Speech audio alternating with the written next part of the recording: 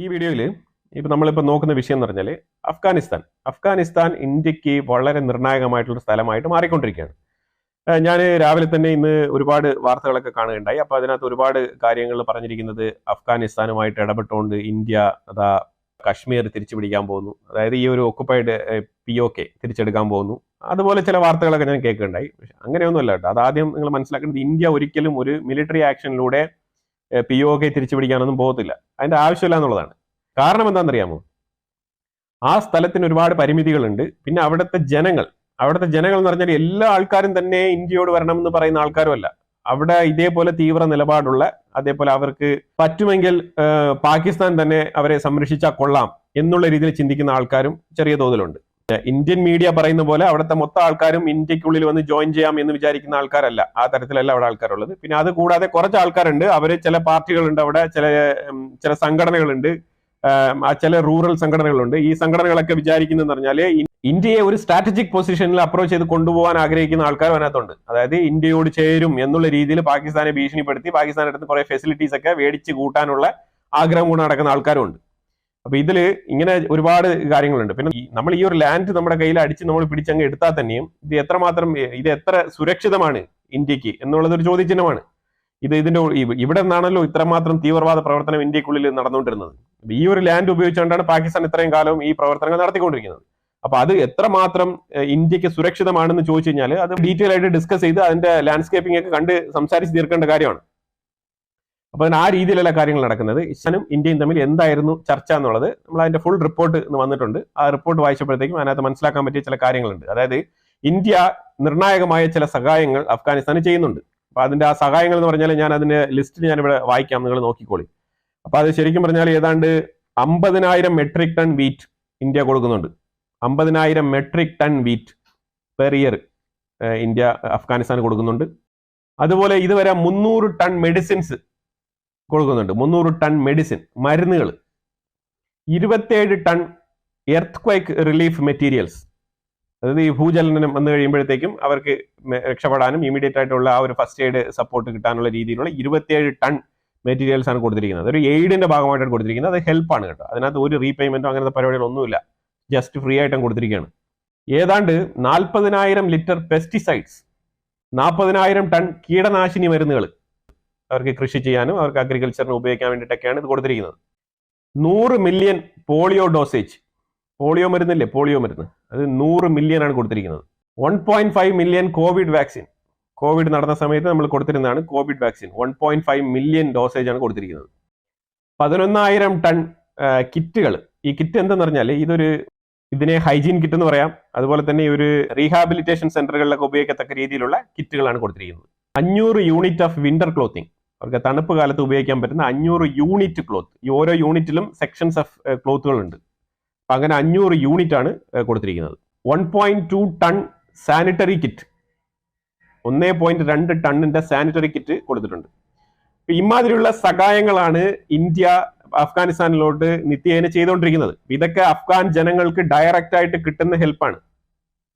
ഇതിലുപരിയായിട്ട് India ചെയ്തിരുന്ന constructions പരിപാടികളൊക്കെ ഉണ്ടായിരുന്നു. ഇന്ത്യ അവിടെ ഡാം പണിതിട്ടുണ്ടായിരുന്നു. ഇന്ത്യ അതുപോലെ അവർ ഇപ്പൊ ഇരുന്ന് ഭരിച്ചുകൊണ്ടിരിക്കുന്ന അവരുടെ പാർലമെന്റ് മന്ദിരം ഇന്ത്യ പണിത് കൊടുത്താണ്. അങ്ങനെ പല പ്രോജക്റ്റുകൾ, സ്കൂളുകൾ പണിത് കൊടുത്തിട്ടുണ്ട് ഇന്ത്യ. അങ്ങനെ പല പ്രോജക്റ്റുകളിലും ഇൻവെസ്റ്റ്മെന്റ് ചെയ്ത് നടത്തിക്കൊണ്ടിരുന്നതാണ് ഇന്ത്യ അഫ്ഗാനിസ്ഥാന്റെ ഉള്ളിൽ. അപ്പൊ ഇത് അമേരിക്ക അവിടെ നിന്ന് പോയപ്പോഴത്തേക്കാണ് ഇന്ത്യ ഫുൾ ആൻഡ് ഫുൾ അവിടുത്തെ ഇൻഫ്രാസ്ട്രക്ചർ ഫെസിലിറ്റിയുമായിട്ടുള്ള എല്ലാ ഡെവലപ്മെന്റ്സ് ഇന്ത്യ നിർത്തിയത്. പക്ഷെ എന്നിരുന്നാലും ഈ ഒരു എയ്ഡ്, ഫുഡ് ഐറ്റംസ്, മെഡിസിൻസ്, ഇതേപോലെ സാധാരണ ജനങ്ങളെ നിത്യജീവിതത്തിൽ ബാധിക്കാത്ത രീതിയിലുള്ള എന്തെല്ലാം സപ്ലൈകൾ അവരുടെ ഡേ ടു ഡേ ലൈഫിൽ ഇന്ത്യൻ പ്രോഡക്റ്റുകൾ അവർ ഉപയോഗിച്ചുകൊണ്ടിരുന്നു. ആ ഒരു പ്രോഡക്റ്റുകൾ ഇന്ത്യ ഒരിക്കലും തടഞ്ഞിട്ടില്ല. അത് തീർച്ചയായിട്ടും കൊടുത്തുകൊണ്ട് തന്നെയാണ് ഇരുന്നത്. അപ്പൊ വീറ്റൊക്കെ ഇപ്പോഴും കണ്ടിന്യൂസ് ആയിട്ട് പൊയ്ക്കൊണ്ടിരിക്കുന്നതാണ്. അപ്പൊ ഈ വക ഹ്യൂമാനിറ്റേറിയൻ എയ്ഡ് എന്ന് വേണമെങ്കിൽ പറയാം. ആ രീതിയിലുള്ള സഹായമാണ് അഫ്ഗാനിസ്ഥാന്റെ ഉള്ളിൽ ഇന്ത്യ നടത്തിക്കൊണ്ടിരിക്കുന്നത്. അപ്പൊ അതുകൊണ്ട് ഓരോ അഫ്ഗാനിക്കും ഇന്ത്യക്കാരോട് നല്ല രീതിയിലുള്ള നിലപാടാണ് ഉള്ളത്. കാരണം വേറെ ഒന്നുമില്ല, അവരുടെ വീട്ടുമുറ്റത്ത് വരെ ഇന്ത്യയുടെ പ്രോഡക്റ്റ് എത്തുന്നു എന്നുള്ളത് ഒരു ഒന്നാമത്തെ കാര്യമാണ്. അത് കൂടാതെ തന്നെ ഇന്ത്യ നല്ല രീതിയിലുള്ള ബന്ധം തന്നെയാണ് അഫ്ഗാൻ ജനതയോട് കീപ്പ് ചെയ്തിരുന്നത്. അത് ഹമീദ് കർസായി ഉണ്ടായിരുന്ന സമയത്തായാലും ശരി, താലിബാൻ വന്ന സമയത്തായാലും ശരി. ഈ താലിബാൻ എന്ന് പറഞ്ഞ വാക്ക് പലരും തീവ്രവാദി എന്നൊക്കെ പറയുന്നുണ്ട്. ശരിയാണ്, അവർ തീവ്രവാദ സംഘടന ആൾക്കാർ തന്നെയാണ്. പക്ഷേ ഈ താലിബാൻ എന്ന് പറഞ്ഞ വാക്ക് സ്റ്റുഡന്റ് എന്നാണ് അതിന്റെ മീനിങ് കേട്ടോ. സ്റ്റുഡന്റ് എന്നാണ് അതിന്റെ ഒരു അർത്ഥം. നമ്മൾ തിരഞ്ഞു നോക്കിയപ്പോൾ അങ്ങനെ തന്നെയാണ് മനസ്സിലാക്കാൻ പറ്റിയത്. സ്റ്റുഡന്റ് ആണ്. അപ്പൊ ഈ സ്റ്റുഡന്റ് എന്ന് പറഞ്ഞാൽ മതപരമായ സ്റ്റുഡന്റ് അങ്ങനെ വേണമെങ്കിൽ പറയാം. അപ്പൊ ആ രീതിയിൽ ഇതും MB ഐഡിയോളജിയിൽ തന്നെയാണ് അവർ ഉറച്ചു നിൽക്കുന്നത്. ഈ പാകിസ്ഥാൻ തന്നെയാണ് ഈ താലിബാനുകളെ ഉണ്ടാക്കിയത്. അത് പണ്ട് സോവിയറ്റിന്റെ കാലഘട്ടത്ത് ആ സോവിയറ്റിനെ എതിർക്കാൻ വേണ്ടിയിട്ടൊക്കെ US-ന്റെ ഇൻഫ്ലുവൻസോട് കൂടി അവിടെ ഉണ്ടാക്കപ്പെട്ടത് രൂപീകരിക്കപ്പെട്ട സംഘടനയായിട്ട് തന്നെയാണ് വന്നിരിക്കുന്നത്. പിന്നെ ഈ മതപഠനം പഠിക്കാൻ വേണ്ടിയിട്ട് ഈ ആൾക്കാരെ തെരഞ്ഞെടുക്കുന്ന ഒരു സംഘടനയായതുകൊണ്ടാണ് ഇത് താലിബാൻ എന്ന് വിളിക്കപ്പെടുന്നത്. കാരണം student you are going for learning. അമേരിക്കയിൽ ഈ അഫ്ഗാനിസ്ഥാനെ ചൊല്ലി ഒരു ചെറിയൊരു ഇഷ്യൂ ക്രിയേറ്റ് ആയിരുന്നു. ആ ചെറിയ ഇഷ്യൂ എന്ന് പറഞ്ഞാൽ അത് ചെറുതെന്ന് നമുക്ക് തോന്നും, പക്ഷെ അത് ഏറ്റവും വലിയൊരു ഇഷ്യൂ ആണ്. ശരിക്കും പറഞ്ഞാൽ അമേരിക്കയുടെ ടാക്സ് പൈസ ആര് കൊണ്ടുപോകുന്നു എന്നുള്ളൊരു ചോദ്യം എലോൺ മസ്ക് ഉന്നയിക്കുകയുണ്ടായി.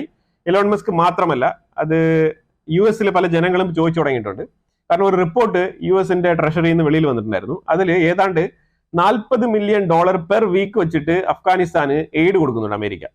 ഇത് ഇപ്പോഴത്തോട്ട് കൊടുത്തതല്ല, ഇത് എപ്പോഴാണോ അമേരിക്ക അഫ്ഗാനിസ്ഥാൻ വിട്ട് ഉപേക്ഷിച്ച് പോയത് ആ ദിവസം മുതൽ കൊടുത്തുകൊണ്ടിരിക്കുകയാണ്. ഈ $40 മില്യൺ USA പീപ്പിൾ അടയ്ക്കുന്ന ടാക്സ് എങ്ങനെയാണ് അഫ്ഗാനിസ്ഥാന് പോകുന്നത്? ഇത് ഏത് തരത്തിലുള്ള ശരിയാണ് ഗവൺമെന്റ് ചെയ്തുകൊണ്ടിരിക്കുന്നത് എന്നുള്ള ചോദ്യമാണ് പൊതുജനങ്ങളുടെ ഇടയിൽ നിന്നും ഉന്നയിക്കുന്ന ചോദ്യം അമേരിക്കയിൽ. അപ്പൊ ഇങ്ങനെ ഒരു ചോദ്യം വന്നപാടെ ഞാനിപ്പോൾ ഇതിനെക്കുറിച്ച് അന്വേഷിക്കാൻ തുടങ്ങിയിട്ട് അഫ്ഗാനിസ്ഥാന്റെ കുറച്ച് ഡീറ്റെയിൽ ആയിട്ടുള്ള റിപ്പോർട്ടൊക്കെ എടുത്ത് നോക്കാൻ തുടങ്ങി. അപ്പൊ അങ്ങനെ നോക്കിയപ്പോഴത്തേക്ക് നമുക്ക് കിട്ടിയ ഒരു റിപ്പോർട്ടാണ് സിഗാർ എന്ന് പറഞ്ഞ റിപ്പോർട്ട്. ഈ സിഗാർ എന്ന് പറയുന്നത് special inspector general of Afghanistan reconstruction എന്നാണ് ഈ ഒരു റിപ്പോർട്ടിന്റെ പേര്. ഇത് അഫ്ഗാനിസ്ഥാൻ ഗവൺമെന്റ് ഒഫീഷ്യലി പബ്ലിഷ് ചെയ്യുന്ന ഒരു റിപ്പോർട്ടാണ്. എല്ലാ വർഷവും അവർ പുറത്തിറക്കാറുണ്ട്. അപ്പൊ അങ്ങനെ അവർ ഇറക്കിയ റിപ്പോർട്ടിൽ അവർ കൃത്യമായി പറഞ്ഞിരിക്കുന്ന കാര്യങ്ങളാണ് ഇത്. USA-ൽ പറഞ്ഞിരിക്കുന്ന ഈ ഒരു $40 മില്യൺ വെച്ചിട്ട് ഇങ്ങനെ ഒരു പേയ്മെന്റ് പോകുന്നുണ്ടോ എന്നുള്ളതാണ് നമ്മൾ കൃത്യമായിട്ട് അന്വേഷിച്ചത്. അപ്പൊ മനസ്സിലാക്കാൻ പറ്റിയത് യെസ്, പോകുന്നുണ്ട്. എല്ലാ ആഴ്ചകളിലും $40 മില്യൺ അഫ്ഗാനിസ്ഥാൻ താലിബാനിൽ അമേരിക്കയിൽ നിന്നും എത്തുന്നുണ്ട് എന്നുള്ളതാണ് വസ്തുത. അമേരിക്ക അഫ്ഗാനിസ്ഥാൻ വിട്ടൊഴിഞ്ഞു പോയ സമയത്ത് ഏതാണ്ട് 7 ബില്യൺ വർത്തുള്ള ആയുധങ്ങളാണ് അവിടെ ഇട്ടിട്ട് പോയത്. അതുപോലെ 56.6 മില്യൺ ക്യാഷ്, ലിക്വിഡ് ക്യാഷ്, ഡോളേഴ്സാണ് കേട്ടോ.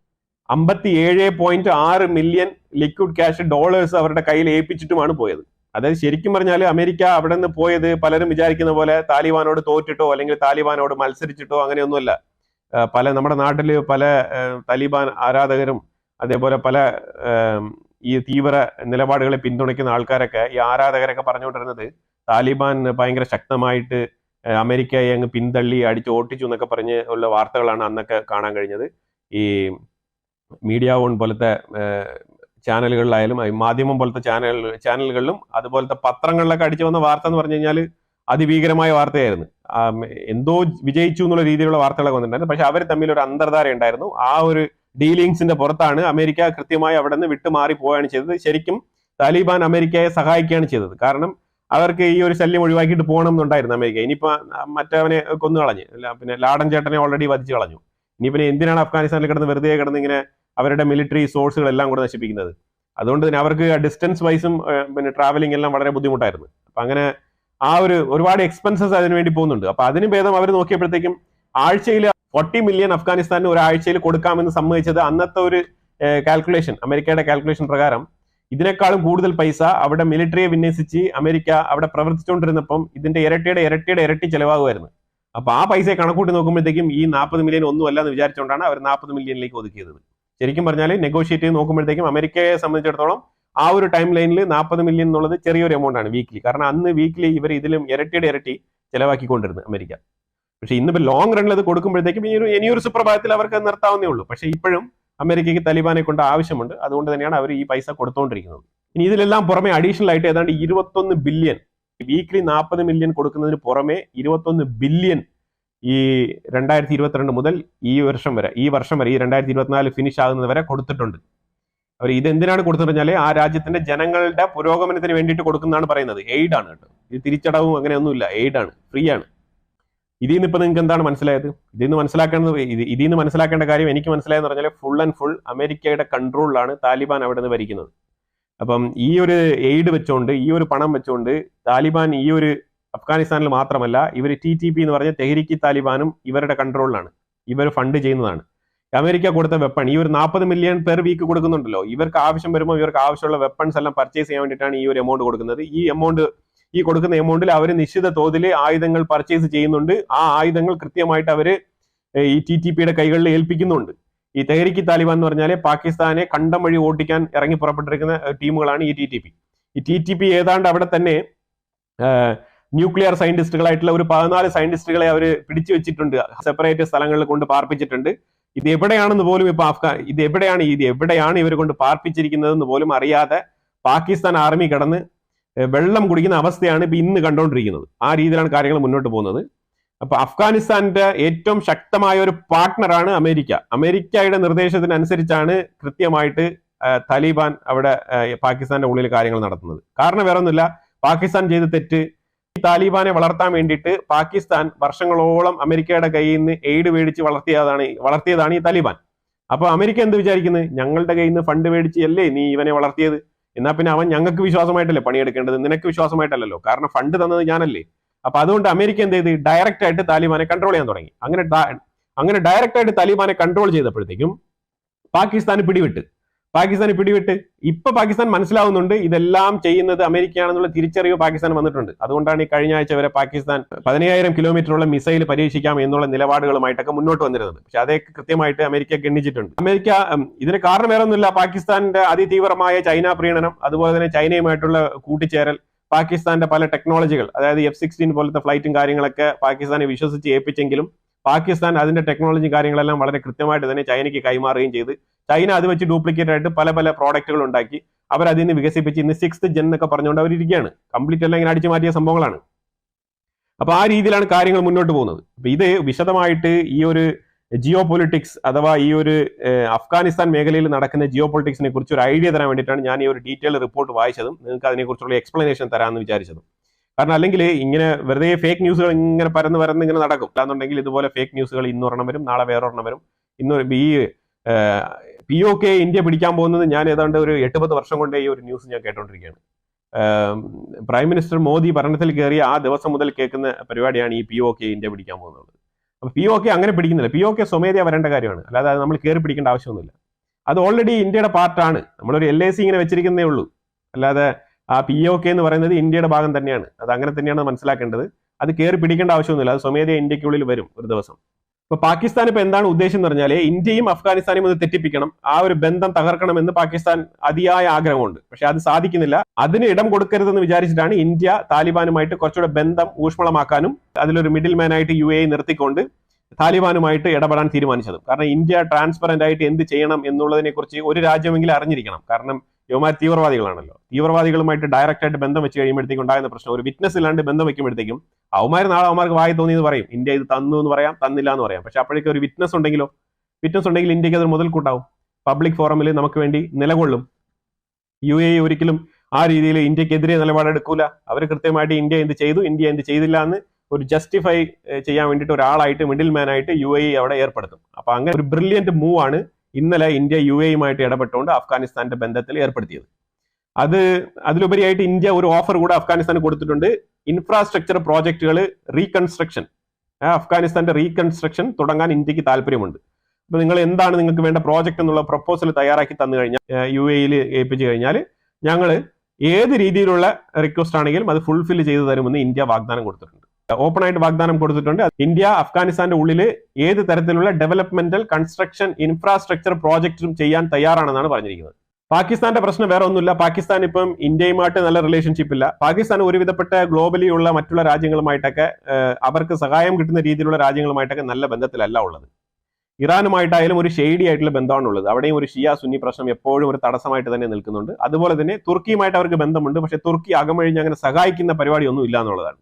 അവരെന്തെങ്കിലും മിലിറ്ററി വെപ്പൺസോ അങ്ങനെ ബോംബ് ഐറ്റംസോ വേണമെങ്കിൽ അവർ തരും. അതുകൊണ്ട് നീ മറ്റുള്ളവനെ കൊല്ലുന്നെങ്കിൽ അവർക്ക് സന്തോഷമേ ഉള്ളൂ.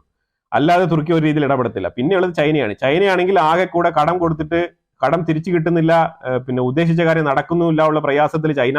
അതുപോലെ തന്നെ പാകിസ്ഥാൻ അവർക്ക് പലിശ പോലും കൊടുക്കാൻ പറ്റുന്നില്ല. ചൈനയുടെ അടുത്ത് എപ്പോഴും ഇങ്ങനെ കടം മേടിച്ചിട്ട് ഏതാണ്ട് 70-76 ബില്യൺ കടം ചൈനയുടെ അടുത്ത് മേടിച്ചിട്ട് അതിന് പലിശയോ അല്ലെങ്കിൽ അതിന്റെ ഒരു കമ്മിറ്റ്മെന്റ് ചെയ്ത വർക്കോ ഒന്നും പൂർത്തീകരിക്കാൻ പറ്റാതെ കിടന്ന് ഇഴയാണ് പാകിസ്ഥാൻ. അതുകൊണ്ട് പാകിസ്ഥാന്റെ ഒരു ഗതി അതോ ഗതി. അതിന്റെ ഇടയ്ക്കാണ് ഇപ്പോഴത്തെ TTP തേരക്ക് താലിബാൻ കയറി അങ്ങ് മേയുന്നത്. ഈ രീതിയിൽ പാകിസ്ഥാൻ നശിച്ചുകൊണ്ടിരിക്കുന്ന ഒരു രീതിയാണ് നമുക്ക് കണ്ടുവരുന്നത്. ഇതിന് വേറെ ഒരു കാരണവുമില്ല. അവരുടെ നിലപാടുകളും അവർ ഇതുനാൾ വരെ എടുത്തുകൊണ്ടിരുന്ന പൊളിറ്റിക്കൽ സ്റ്റാൻസും മിലിറ്ററി പ്രീണനം അതും ഇതിന്റെ ഒരു കാരണമാണ്. ആ രീതിയിലൊക്കെ തന്നെയാണ് ഇത് മനസ്സിലാക്കാൻ പറ്റുന്നത്. അപ്പൊ ഈ ഒരു ജിയോ പൊളിറ്റിക് മേഖലയാണ് അഫ്ഗാനിസ്ഥാനെ ചുറ്റിപ്പറ്റി പാകിസ്ഥാനുമായിട്ട് ഉരുത്തിരിഞ്ഞു വരുന്ന കാര്യങ്ങൾ. അഭിപ്രായങ്ങൾ കമന്റ് ബോക്സിൽ രേഖപ്പെടുത്തുക. വീഡിയോ ഇഷ്ടപ്പെട്ടെങ്കിൽ ലൈക്ക് ചെയ്യുക, ഷെയർ ചെയ്യുക. അതുപോലെ തന്നെ ചാനൽ ആദ്യമായിട്ടാണ് കാണുന്നുണ്ടെങ്കിൽ മറക്കാതെ സബ്സ്ക്രൈബ് ചെയ്യുക. വീണ്ടും അടുത്തൊരു വിഷയമായിട്ട് വരാം. Thank you so much.